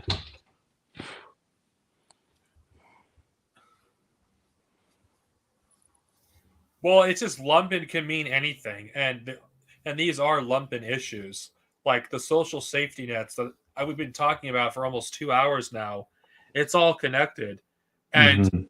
you I'm not going to predict this because it's likely going to it probably might have already happened as we're doing this stream, but I'll just say this: you're like you're they're gonna push that like social safety nets are anti-working class. They are anti-working class, but you know what I'm getting at. The way they're pushing, Right. when they push it, it's going to be in a sinister way. Like Yeah. people who live off of social safety nets are leeching off the working class. Yeah. That that's how they're going to, like, without openly saying the disabled are social scum. That's how Caleb and Haas would do it. Yeah. Haas is already doing it slowly. What he's doing now is he's saying that like he's being vague, of course, but we know what he's doing. So he's saying like I've seen him put tweets out now that oh well retribution has nothing to do with socialism, and he said on stream once that he doesn't think that reparations for black people should involve like just welfare. That's what he said. And so he's being very clever there. He knows who he's dog whistling to. Trying to shut down reparations now, is he? Yeah, and that's just the gateway, right? Like first he's doing it as like against reparations or against redistribution. He said that retribution is like bourgeois or something like that. And like I guess he's against all forms of distribution of like he's hinting at benefits. That's where it is. He's hinting at all of us, to be honest. Well, this rhetoric is dangerous because look what happened with the recent shootings. Right. Oh Yeah. yeah, absolutely. Like, who's to say that one of these people won't eventually go around in one of these disabled facilities and just shoot up the place? Yeah, there was an incident in Japan where a guy went into a mental institution and just started stabbing and slitting people's throats. And he said, I was actually doing a great service for Japan because, these people, they can't function properly, they can't live, so I'm actually helping them by killing them. It was a really sick fucking case, actually. And the worst part is the police knew about this guy and let this happen. Well, of course they let it happen because Japan is a eugenic society, and the less disabled people that are around, the better for them. It's just this like rhetoric has dangerous consequences. Yeah, if I remember correctly, the San Bernardino shooters from like 2015 or 16, they actually shot up a regional center, and I think two non-staff were killed. If I remember. Um, Wait, regional center. I never heard this from the staff at regional center. Yeah, I'm pretty sure it was a regional center, if I remember correctly. It was the San Bernardino shooting. I guess they were ISIS allegedly, but they still shot up a regional center nonetheless. Why would they shoot up a regional center? I don't know, but it makes you wonder. Yeah. Well, I'm just saying this rhetoric is dangerous, considering that, like, eventually you're one of these people in Haas's audience is going to do a mass shooting. I See, totally and, agree with that. and the thing with Caleb is that, in theory, some of the stuff he says is something that we should, in theory, agree with. Like, he'll talk about, certain things. Like, not everything he says is wrong. It's the way he frames it in order to push his fucking third positionist views. Because you always, like, you go under the surface and you'll see, like, he takes certain definitions and then he'll, like, twist them, like taking patriotism and then twisting it to mean basically just nationalism, Yeah. or taking mean, socialism and basically mean corporatism, and um, and he'll say let's just put it electoral. this way as well. Like, it's not about like will it happen. It's when. That's with these fucking crazy fuckers. Like, when is the crazy shit they're talking about gonna happen? Yeah. The You Buffalo. gotta think about it like this. Like, Haz is like Haz operates more like a goring type, loudmouth dickhead who doesn't give a shit type figure for Caleb.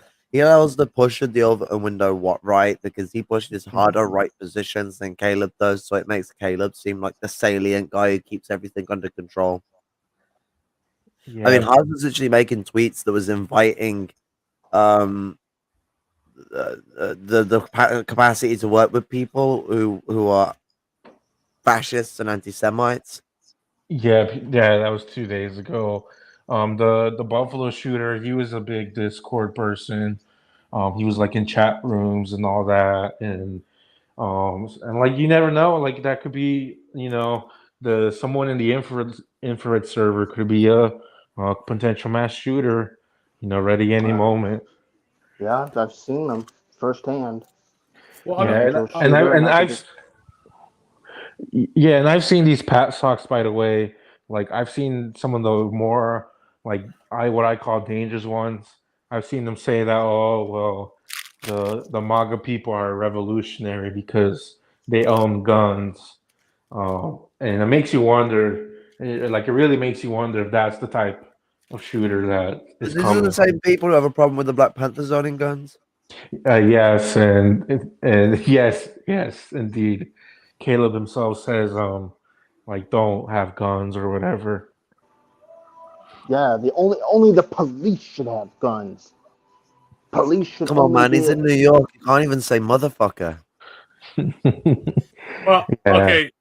This is not off topic when I bring this up. The reason I bring this up because the lumpen are under attack by these people right now, and their rhetoric Everything is, about is putting lumpen us people all in. get in line with these people. Like, one of the most depressing things when I had a lumpen comrade tell me about like someone he knew who was lumpen, but they became proletarian and they've started liking Caleb Mop and stuff.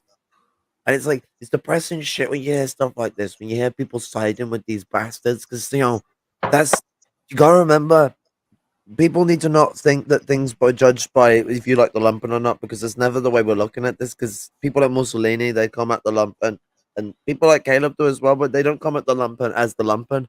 They the only bit of sign they show is they abuse the lumpen they're getting on their steps up. They mess with those who are in a more comfortable position in the social safety net system to turn around and try and bourgeoisificate them. They don't just proletarianize them. They're already proletarianized. They're lumpen proletarians. It's in the but they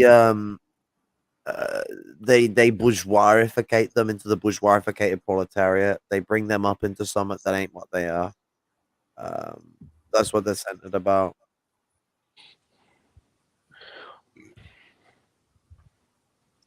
yeah, that's and true. it doesn't even matter if Caleb mentions the disabled or not. It's the people around him. All his fans, all his followers, all the people he interacts with, all of them have very problematic views toward disabled people. And again, it's just like any other thing. Like, it doesn't matter if he says it doesn't matter if he believes it or not. It's the people he interacts with at the end of the day.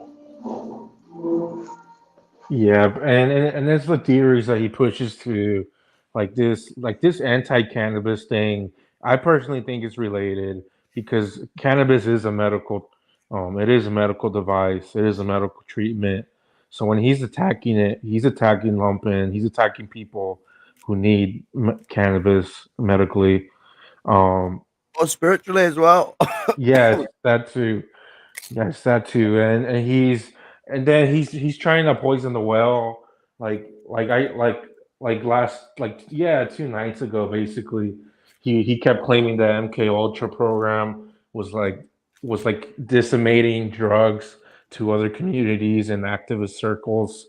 You He know, said, the one drug they didn't like going around to communities was marijuana, because the thing is with marijuana is, so marijuana is the one drug any heroin addict will tell you is the only other thing that you can do to just Mhm, dry quit heroin, like go balls deep, cut heroin off instantly.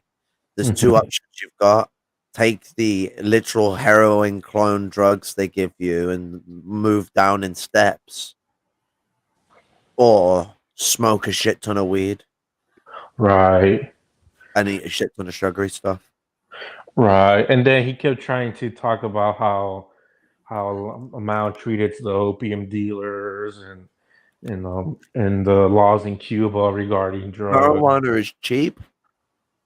It's got a lot of health benefits, and it can negate a lot of problems with a lot of other drugs. Like a lot of people use it to quit other drugs they're dealing with, including alcohol. Yeah, And so, like, that's the one drug that they won't like him to spread. But what he does as well is he's conflating the injection of crack cocaine and crack cocaine, heroin, and meth into poor neighborhoods and black neighborhoods, and for, especially on the side of what they did with crack and meth and crack, then went into any neighborhood at all as well. Like, um, was a large. I think meth mostly affects white folk, is from what I remember, but there's a mass amount of both white and black people that are affected by crack. Um, Opium affects. I do believe opium is more of a problem for white communities, but that's also more of a problem for middle class people anyway. But so when you get these different disparities, so this happened because of the feds working with the government, injecting these drugs into these neighborhoods and forcing people into addictions and forcing people into dealing. The he's conflating that with MK Ultra, which was people being forcibly kidnapped and having their brains fucking neurologically wiped, which wipes your whole mind. The neurology is the base, like if you use Marxist language, it's the base to the superstructure of everything in your brain. Everything comes from the neurology. So when they're kickstarting the neurology, what they were doing is they were wiping people.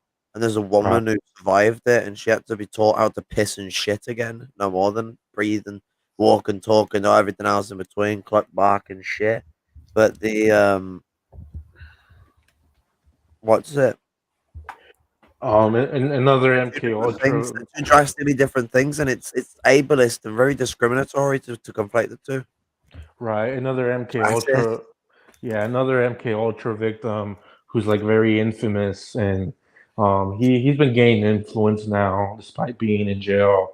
Is the Unabomber, aka Kaczynski. Um, like they were forcing him to take LSD in Harvard, and like write. They did like some psychological thing where he had to write out his feelings and all this, and they kind of broke him apart, and he ended up becoming like a radical primitive, and like very reactionary as well. But funny enough, like Caleb kind of shares his views, at least when it comes to hating on leftists. Um, yeah, and it's such a disgrace Caleb is that uni bomber. I mean, I've seen Caleb. Like, I know for a fact because I've read a little bit of Ted, and he publishes crap in the newspaper. Everybody saw it back then. But when it's like I've seen Caleb talk about the left. He talks about, oh, they're over socialized, and that's the same exact thing the Unabomber said, that the left are over socialized, and um, Over socialized. What What was the with fuck does that even mean? socialists? What do you mean over socialized? We're socialists. We're not Yeah, socialized enough. He turns around and says that we're all too isolated at the same time. Make his mind up because he's right about the isolation. We're not socialized enough, but then he says we're too socialized. It's like, what the fuck? yeah, and I've seen him verbatim say over socialization. And he makes similar arguments to Ted, but he kind of has to shape it differently so that people don't notice. Um, What Caleb is truly meaning is over socialization. He's what he actually means is people socialize with too many people. What he actually means is he wants people to Too much socialized. socialize. He wants people to socialize with people in his in group, not people outside of his in group. No, I right. think his thing is what you're saying is that things are too socialist. That too, but you want to know one thing Caleb hates more than leftists, disabled leftists. Oh, I agree. I agree, and it's very obvious. It's very obvious he does. He's Like done here's nothing but treat me like a dickhead. here's the thing that I find really interesting. I I don't offered know. to chat with him and took it out and tried to give him a respectful image when I first ever discussed about Caleb, and I got fucking snuffed at by his fucking moderators when I tried to bring it up to him. Like here's the thing. Caleb never ever went in my channel and ever in my channel's entire history until my last time I talked about the disabled struggle. Why? Because I talked about Caleb Maupin, but he was nowhere in the title. Like he has people that are watching my streams and Stones, regardless what I do. And I don't know if B Liberal's watching this stream or he will watch it, but He We watch will. him up and watch streams. He's one of my biggest fans. Yeah, he well, will. the thing I find pathetic about this whole thing is none of these people understand that we don't make these streams for them. These issues with a disabled struggle, I care about it because it affects me. It affects the people I care about. Like my mom, like for the last sorry, it's very talking about my mom is very hard, but for the last I don't 11 know, years, good on you, lad. for the last 11 years of her life, she was stuck on benefits. She didn't get benefits until the last 11 years of her life. And the whole reason she was put on benefits because she was not able to work. She wasn't mentally capable of keeping a job. We're talking And years of degradation here, like watching deterioration go down. Like this isn't easy shit, you know, people. Don't undermine it. and not to mention my mom is a victim of rape and child molestation. You know, my mom went through that as well. And it fucked her up. I didn't even know she was molested until years many until when my mom was like in her early 50s. I had the unfortunate nature of knowing from when I was a young kid, but my family has always been weirdly open and explosive and diabolical in that nature. We're the Adams family, but without the creepy goth stuff. We're just really abusive to each other and beat each other. Well, it's just the thing is my mom went there was a time she lost her benefits, and if it weren't for my dad living with her at the time, she would have been homeless. Like my mom suffered homelessness like 3 times in the last 11 years of her life. Like what makes this whole fucking thing fucked up about and I'll say this. In 2016, my mom was kicked out of her apartment that she currently lived at and she had to live in hotels. Well, she couldn't afford to live in the hotel and the program that she was in didn't fucking help her find a place fast enough. Like they didn't even help her find a place when she was in the process of being evicted. And no one understands what this like because me and my brother were in a very difficult position, not a good one, by the way. Me and my brother risked getting kicked out of the place we lived at because we couldn't stomach having our mother be out in the streets. We couldn't stomach that. And they threatened to call the police on our parents. When they were there for a week. the people Yeah, that they're evil bastards. They don't give a shit. like they expect you just to be heartless towards your parents. I couldn't do it. It was against my I couldn't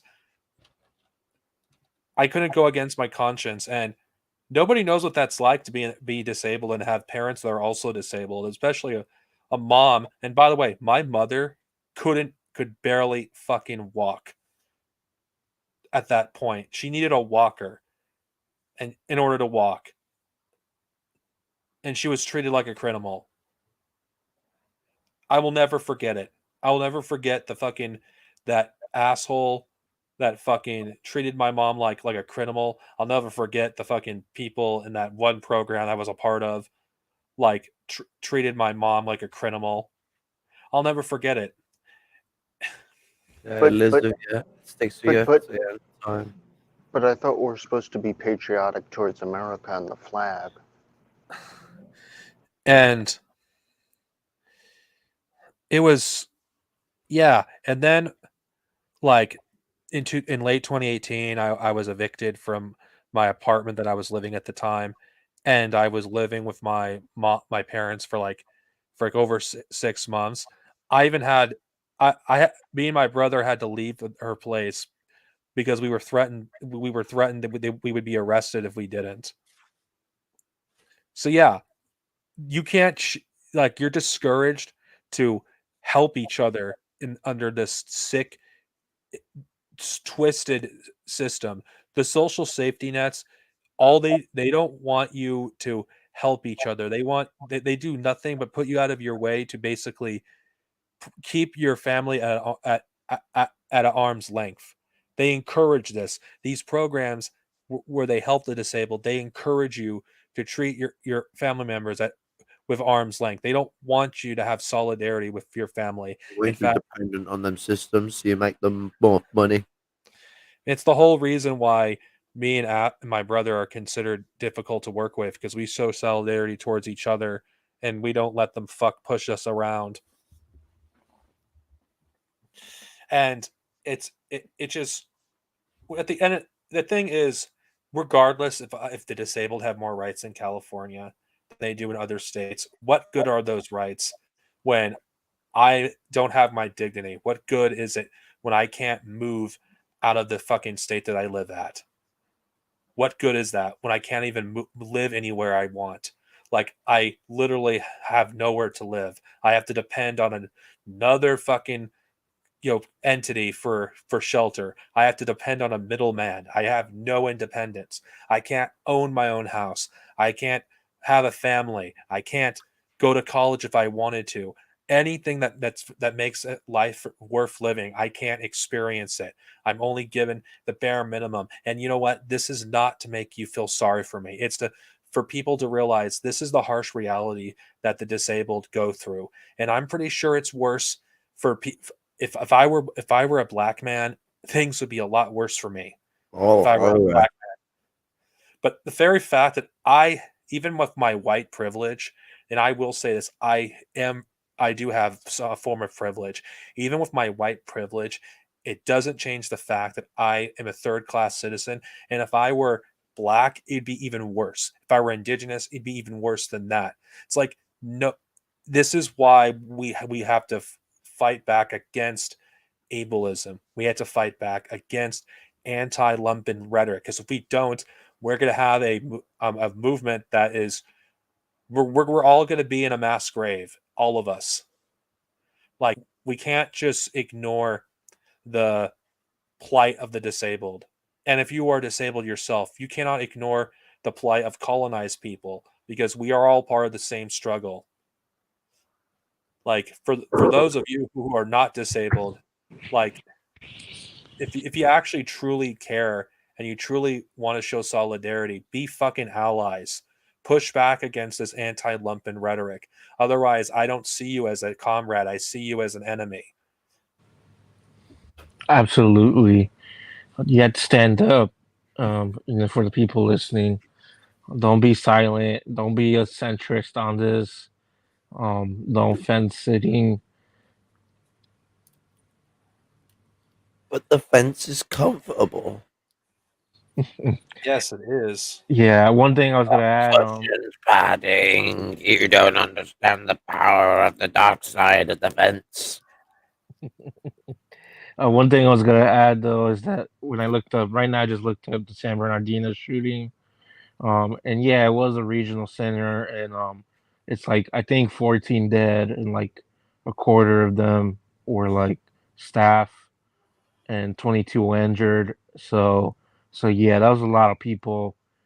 I mean, yeah, a lot of people in regional center, they have problems, like me, and so when somebody goes shoot them up, that's fucking terrible. I've been part of the regional program since 2011 as someone that's been part of it. Like the program that I currently am in that pays part of my rent, that's part of the regional center.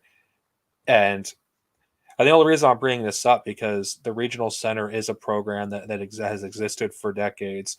That helps, and I say this word in quotations because they don't help people with disabilities when all they do is just reinforce the system on the disabled. Like you can't go too far out of your out of what they set out for you. If you go too far, they'll kick you to the curb. If you don't go far enough, they'll kick you to the curb. You're in a rock and a hard place. And I could say this for certainty that if we did not have like if we had socialism programs like the regional center, Project Independence, like California Mentor, none of this shit would be necessary. We wouldn't need any of these programs because socialism would be the social safety net. We wouldn't need any of this. Right. So, my last thing I will say on this subject before I close the stream is fuck these these prison nets. Fuck them. They don't serve the proletariat. They do nothing but enslave us. And if you truly want to fight for socialism, reformism will not fucking work. And just people need to really take a seat back and think about this because the things that are called social safety nets are social restrictive nets.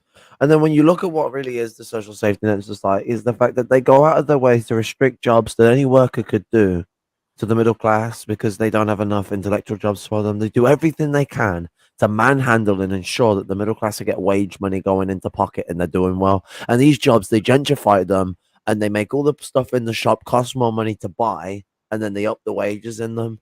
But if it was working class people still working their jobs, they wouldn't gentrify the shop. The prices would probably stay the same for the food and they wouldn't pay them extra money. Think about that. Like it's all geared around, okay, well, we're going to be working labor aristocrats here. Well, we'll pay them double what we're already paying. We'll pay double the minimum wage at the least. And we'll up it up so they don't whinge and whine because they're little whiny bastards and they want to make it incorporative towards the middle class. But the proletariat, they go work these jobs, they get paid minimum wage, maybe a little bit more than minimum wage if the company feels they're a bit pretty.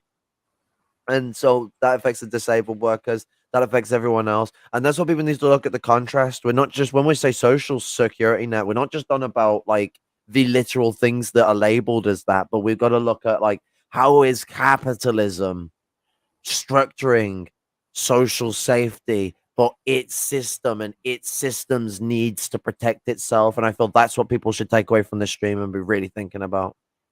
This will not be the last time we discuss this very topic. It will not be the last time. Good stuff. Anyway, solidarity, comrades. Death to fascism. Fuck this restrictive nets.